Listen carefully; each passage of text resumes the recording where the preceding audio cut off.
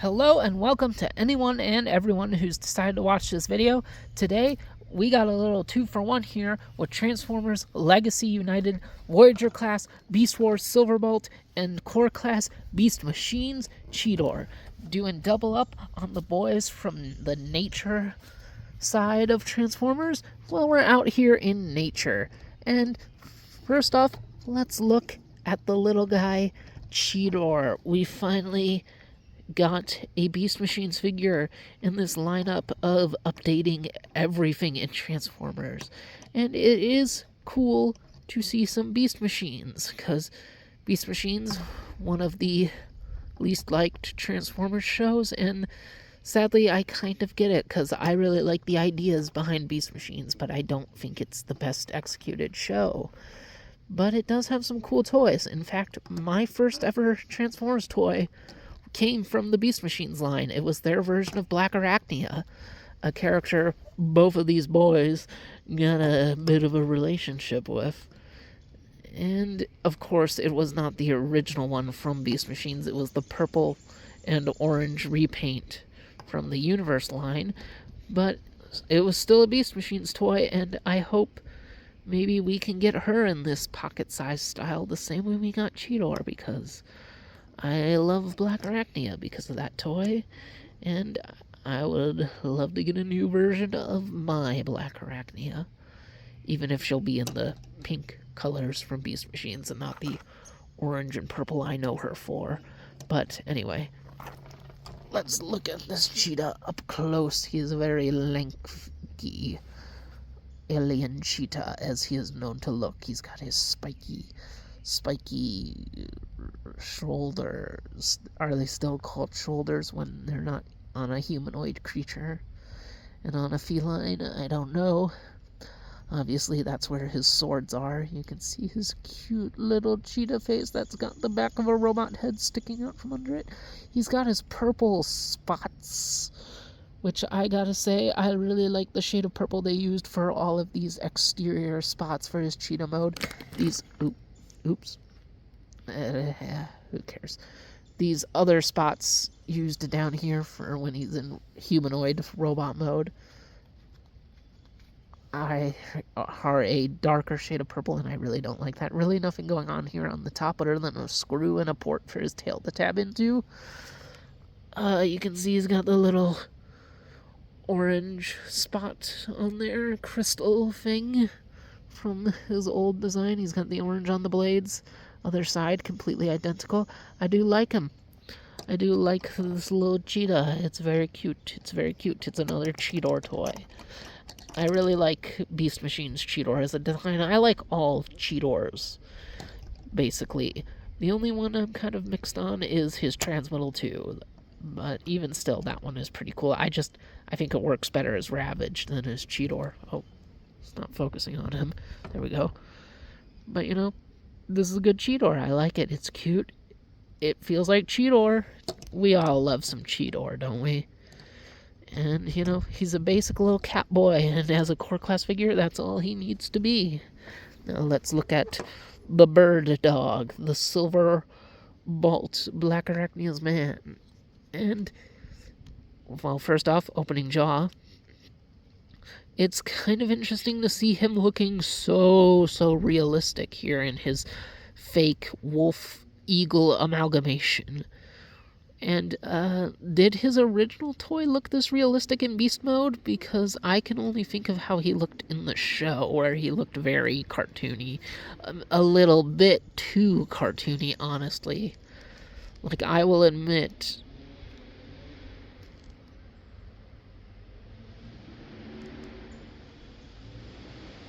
somebody's revving an engine really loudly.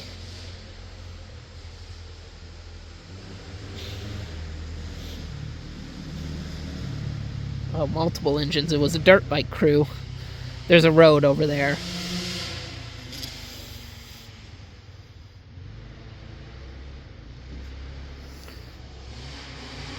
Okay. Wow, those are loud.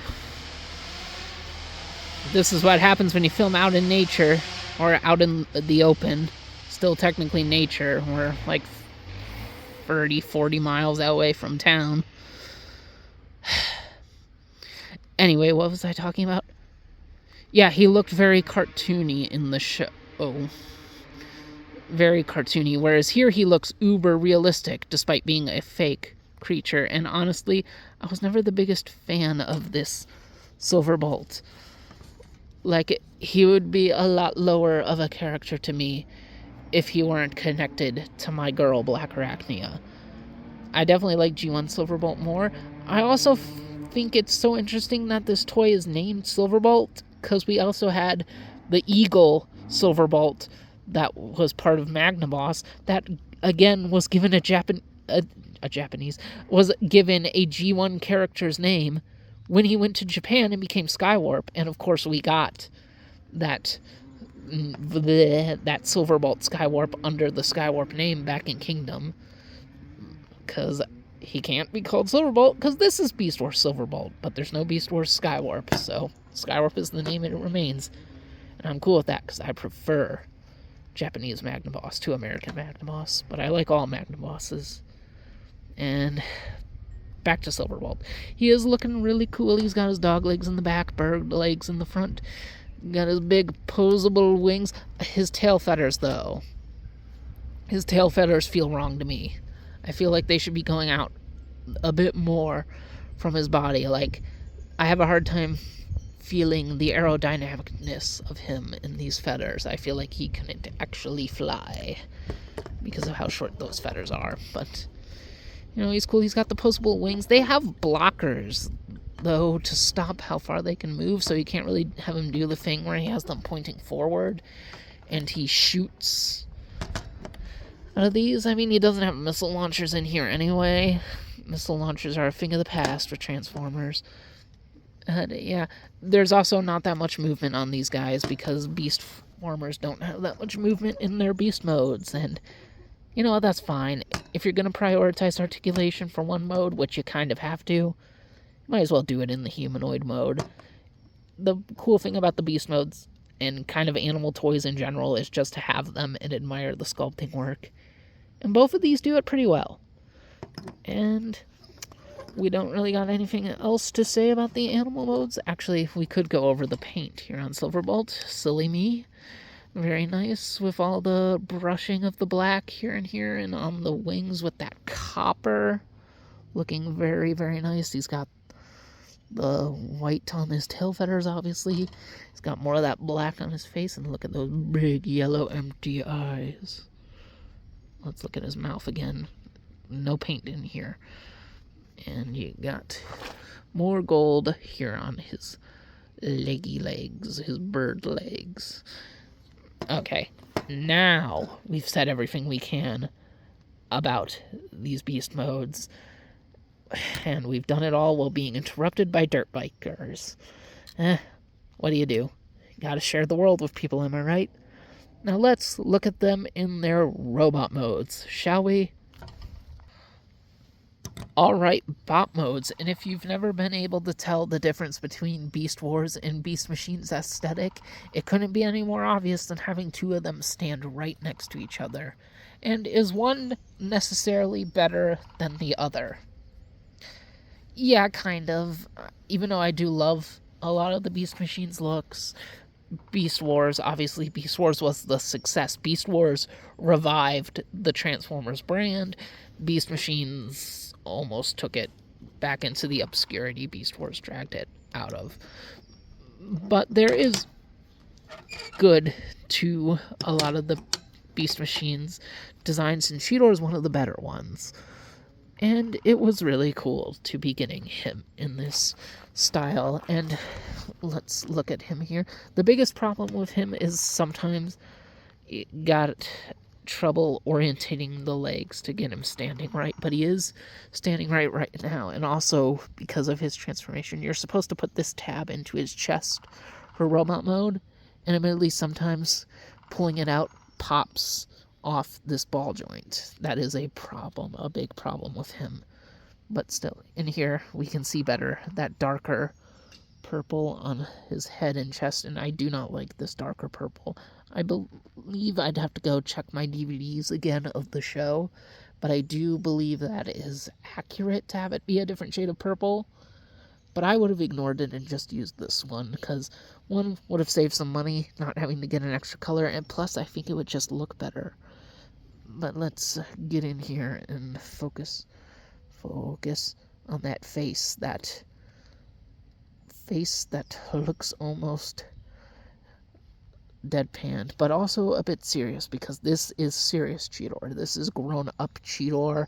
I am ready to be the Commander Cheetor.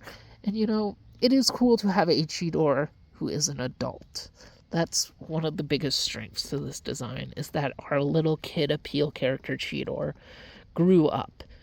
And he has in here his swords that he can pop out and hold. Obviously, what else could be done with a sword? Then pick it up and go slash, slash, slash, slash. And you can also do this and put them together, which, again, I believe he did do this in the show sometimes, but none of his toys have... Whoops. Let's just combine them together again. I believe he has done this in the show sometimes, but I couldn't remember that happening because it has been a bit since I've given the show a viewing. But I know none of his toys have been able to do the combined swords. I believe he can also hold them like this, since those pegs are the same size. And this kind of upsets me because I wish both of his swords had a peg to be held this way. Only this one does.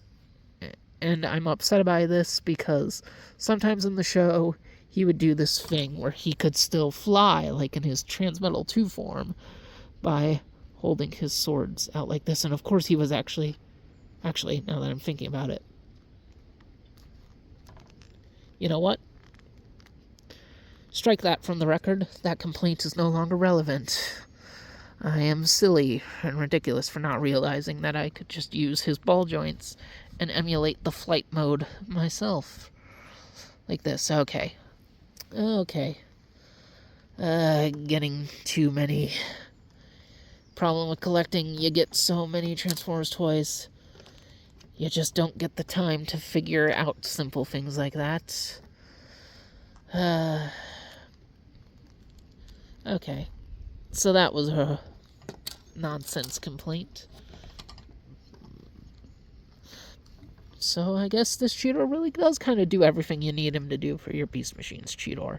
And you know what? It is actually cool to get a Beast Machines character small, like they're supposed to be, instead of the same size as the vehicle guys. In fact, I want the whole Beast Machines cast in this scale if we can.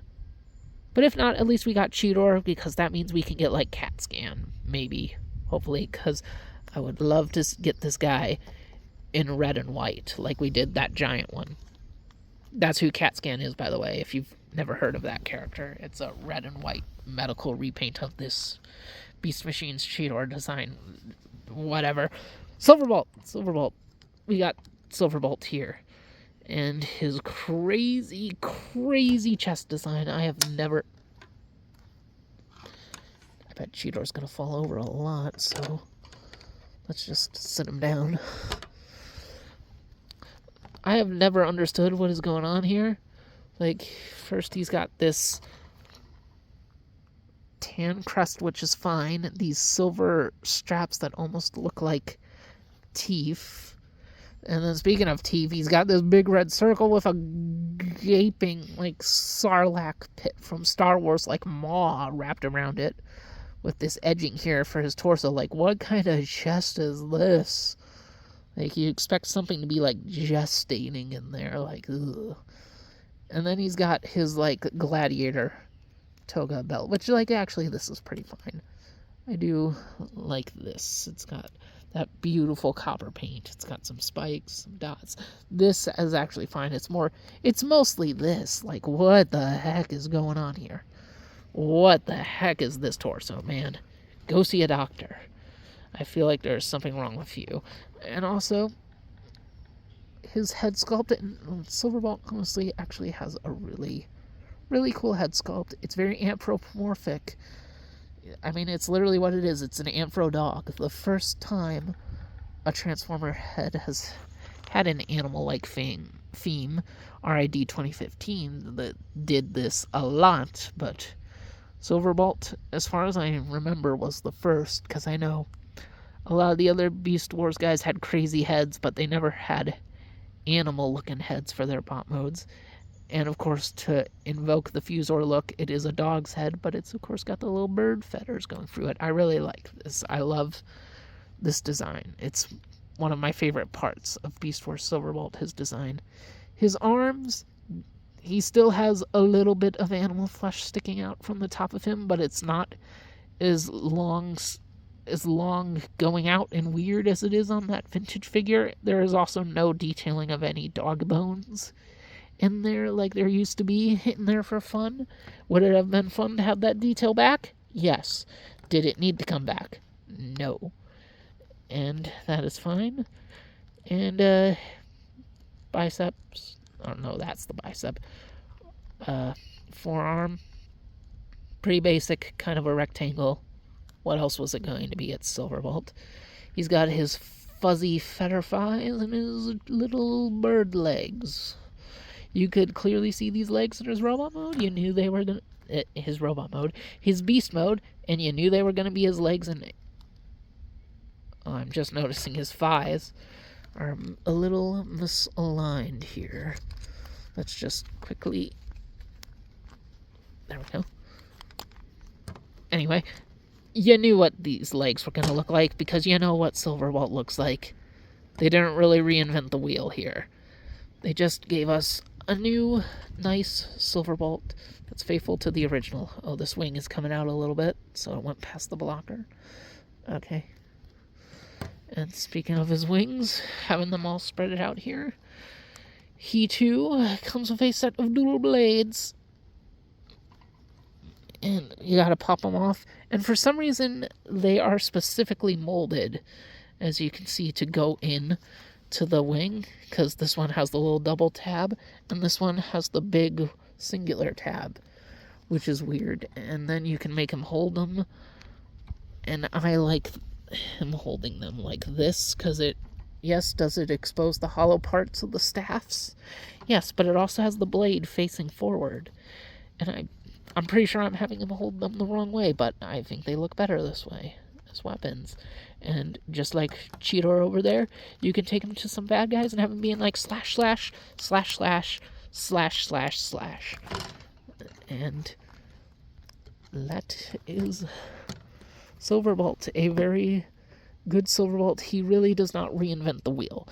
Well, he's not that different from the original one all the way back in the 90s either. So, unless you really needed a super show-accurate proportioned Silverbolt that could fold his wings down better, yeah,